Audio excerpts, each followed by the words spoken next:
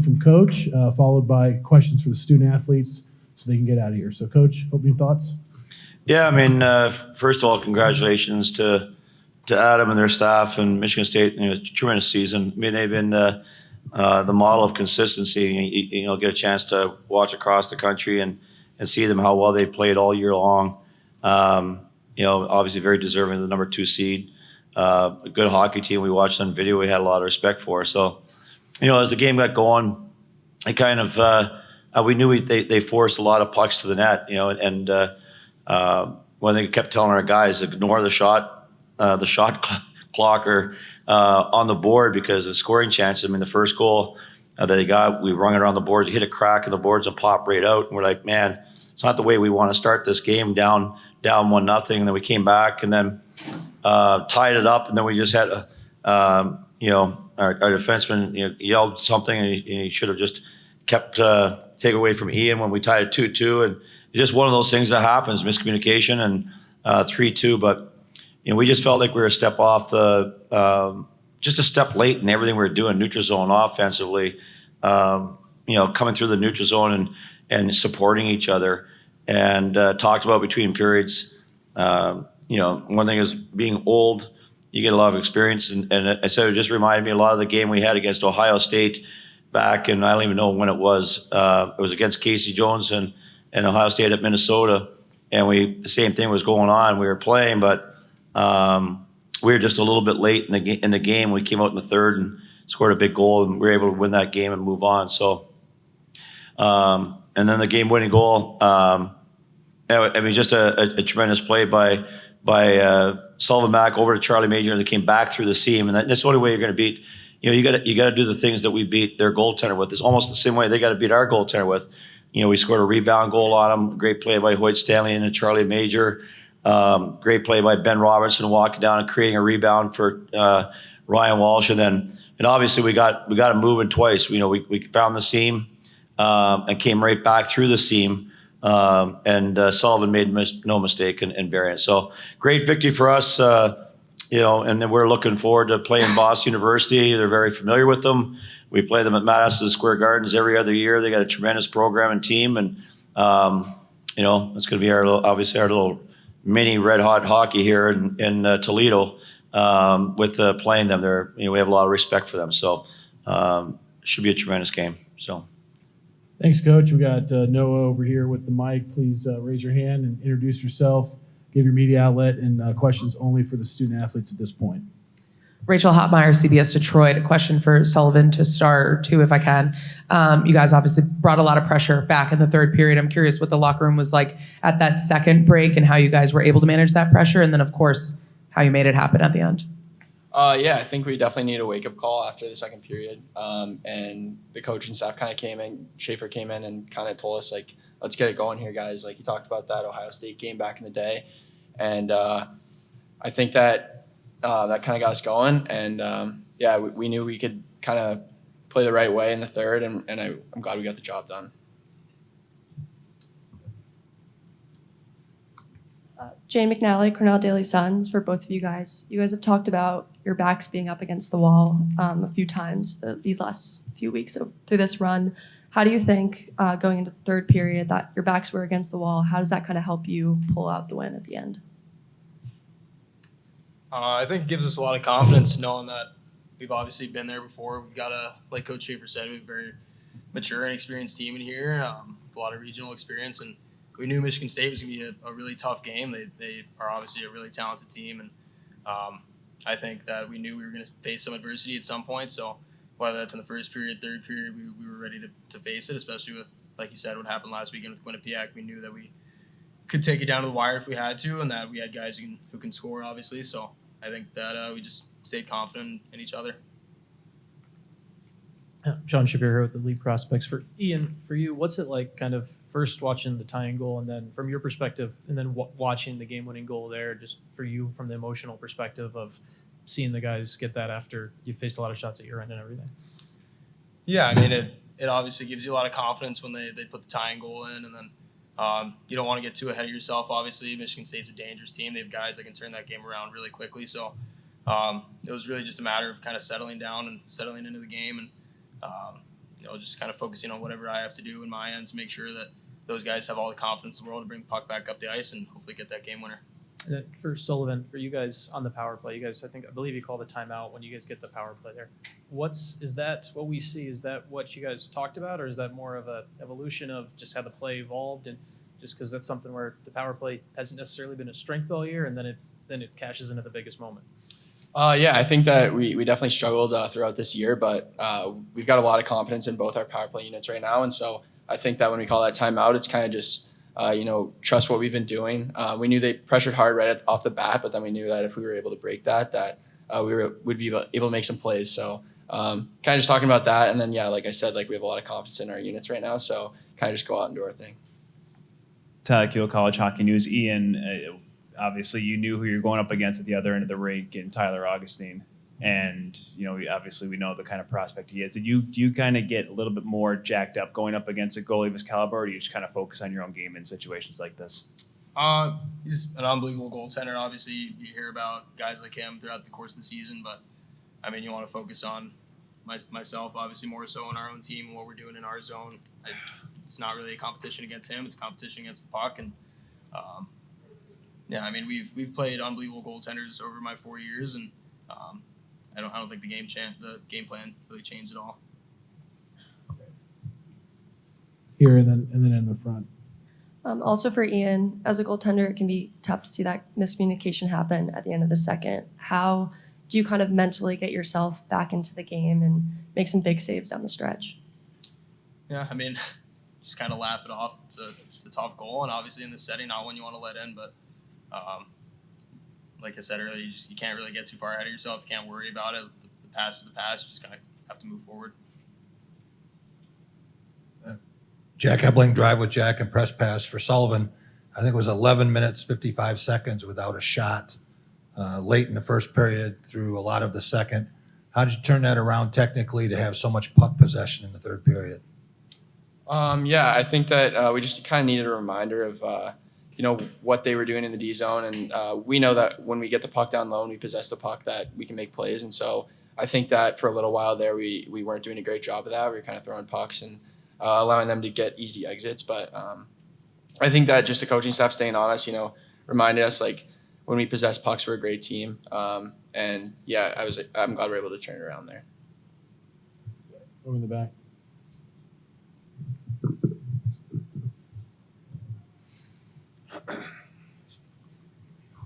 Todd Molesky with USCHO.com. Sullivan, I know that that he scored on the power play is the one everyone wants to get through. Were you a little surprised it did get through, though? Considering how much they had kind of in the middle there to try and prevent that. Yeah, definitely. I think that we always talk about in our penalty kill, don't get seen twice. So when I put it through the seam, I definitely didn't expect it to come back. But then, just the way the play unfolded, that lane was kind of there. And so kind of just stuck around in that spot, and glad Chaz was able to find me. Any more questions for the student athletes? All right, thank you. We'll just have Coach here. I'll see back there. Good job. Coach, I'll ask you this kind of similar thing that I asked the players. Going into the third period, backs up against the wall, which has been kind of said a few times throughout this playoff run. What do you tell the team, and how do you think you were able to get that done in the third period? We just talked about our team. There just wasn't the effort there in order to play against Michigan State. What I mean by that is that they'll rim pucks a little bit. They push out of the neutral zone, and you better make sure that you get your spots really, really quick if you want to create any kind of turnovers against them. They're very well structured on how they move it, and so we always seem to be late. And even for about 3 minutes in the third period, we were late. And so that's all we talked about in every system was about effort and awareness. They knew what to do, but we weren't getting there and doing the job, whether it was neutral zone defense or on the breakout or slicing through, coming out of our own zone. We're always a step late. It seemed like that the whole friggin' game for 2 periods that we were late. And we weren't playing bad. We weren't carrying the action, and the shots on goal, as I said, part of it is ignore the shots on goal. We knew that they shoot a lot of pucks from everywhere. I don't know how many glove saves that Ian caught from shots that were outside the top of the circles. But then he was there for those big saves, especially when we tied it 3-3. I don't know where it was, but there was a turnover that popped right out, and he made a huge save on it, probably about 2.5, somewhere around that in the game. And so I give Ian a lot of credit. You know, he was struggling. We had a lot of injuries this year. He was struggling because he wanted to do so much. And he just wasn't going to post the numbers. And everybody across the country, including the media, was like, is it a Cornell system or is it the goaltender? I mean, it's a goaltender. I mean, he made big saves for us tonight. He rose to the occasion. And that's the kind of kid he is. And he deserves all the credit in the world mentally for turning his game around, which is really difficult, I think, as a goaltender. On the back.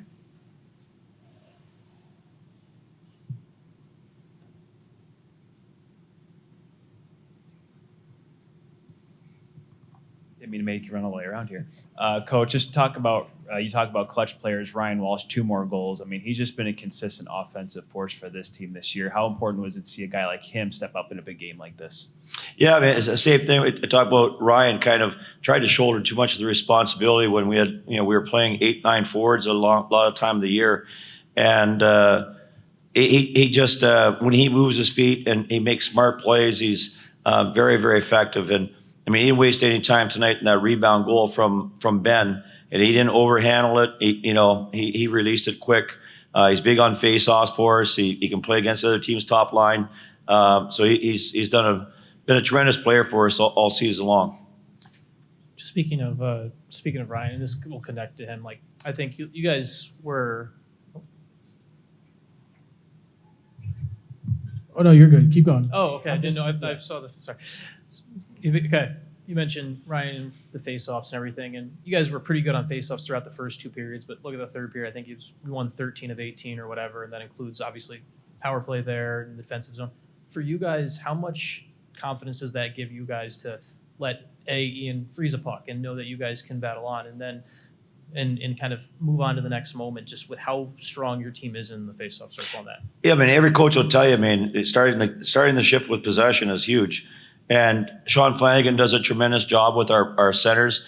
They meet before every pregame meal, sit down, watch the tendencies of guys. And you've seen a guy like Ryan who's, pays attention to his craft. He works on it, studies it, and has gotten better. Actually, last game against Clarkson was the first time we've had all 4 of them over 50%, and a kind of a little celebration in our center meeting. So they take quite a bit of pride in it, but we're just a little bit step late on our center, not just our centers, but the first goal they scored, or on the penalty power play, the goal they scored, our D got beat. Ryan won it clean, and our D didn't box out with his body, and we turned it over, and they scored.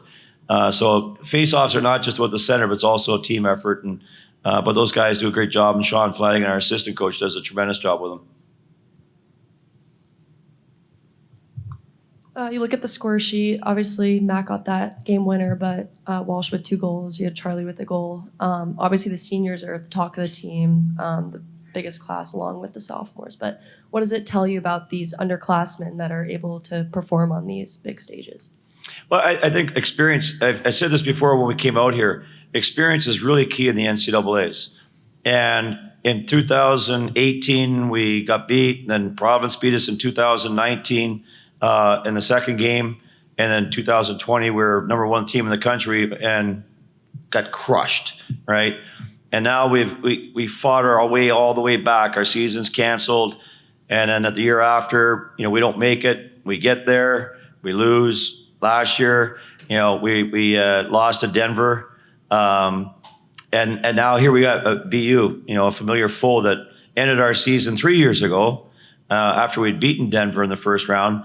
And it's just that experience, I think, is invaluable. Like to go through the pain that happens when you lose at a regional, especially when you don't win in the final of a regional. It lingers. And I said to the guys between the second and third, we've been waiting for 365 days to get here. What are we doing? Let's get to work and lay it all out there. And so I think losing, just like anything else, it prepares you to be more resilient. It prepares you to, be better. And I think that's what these guys did tonight. Mike, you were down a goal 3 times, but it never got past that. how big of a difference is that to keep it within a goal instead of having to dig out from a 2-goal deficit at some point? Yeah, it was huge. I wasn't laughing, by the way, when Ian laughed it off. I was not laughing it off. And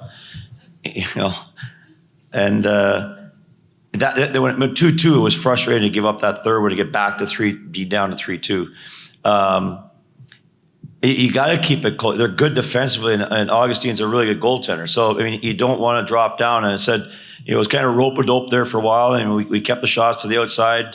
We had 2 2-on-1. Like, that's why shot chart is inconsequential, right? We had 2 2-on-1s that we blew in the first period. One, we should have taken it to the net. We shot from the outside. The other one, we throw a high saucer pizza across the ice. Had no chance of going in. And so it's about scoring chances, and I felt good about it. But yeah, you go down 2 against any team. Like, you go down 2 against our team, you're in trouble. And you go down 2 in this tournament, you go down by the second one, it's a really tough hill to climb. But we were able to keep it close and do the job and finish it off. And here in the middle, then in the back. You said last week how you've kind of known this team has been capable of this kind of play all year. A lot of people don't know how the scope of the injuries that you guys faced.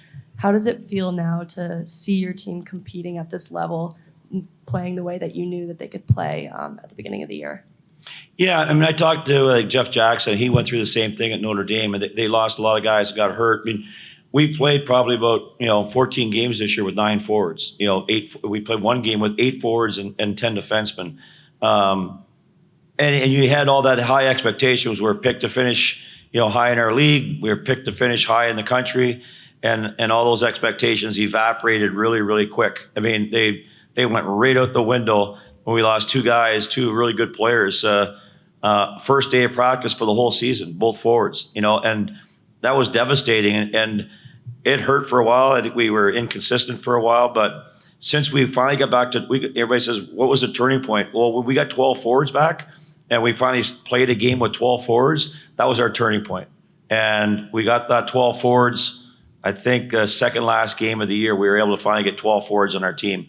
And so it's been a haul. But that's what makes the NCAA tournament spectacular, right? You get your team back and you have a chance, so. Rachel Hotmeyer, CBS Detroit. Not to make this moment about you, but if we get one moment of reflection, regardless of what happens next with a Red showdown again, is it nice to add this bullet point to your final season, this upset and seeing the guys rise to the occasion? Yeah, it's like this season just won't end. And I don't know. I mean, it's been, I thought I would be way more emotional this year about it. But it hasn't been that way for me. I'm pretty emotional. And it just hasn't been. I've been so grateful. The season has fed me everything that I could not imagine as a coach. Like, you think you've been in the business for 39 years and you think you've seen everything? Like, we score a shorthanded goal against Quinnipiac with a minute and a half to go in the game to move on, right? To get to overtime. So yeah, gratitude. Being in the tournament, being in college hockey, it's been outstanding. And I just said, I got emotional.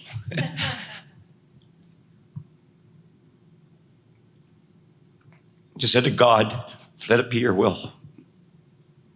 Whatever happens, happens, right? And just, I was at peace. I got me emotional for the first time in a long time. But yeah, it was like, today just reflecting and kind of praying. It was like, just let it be your will. What happens, happens. And so feel grateful for what happened tonight. Thank you for getting me going. Any more questions for Coach? All right. Thank you, Coach. Thank you. Congrats on the win. We'll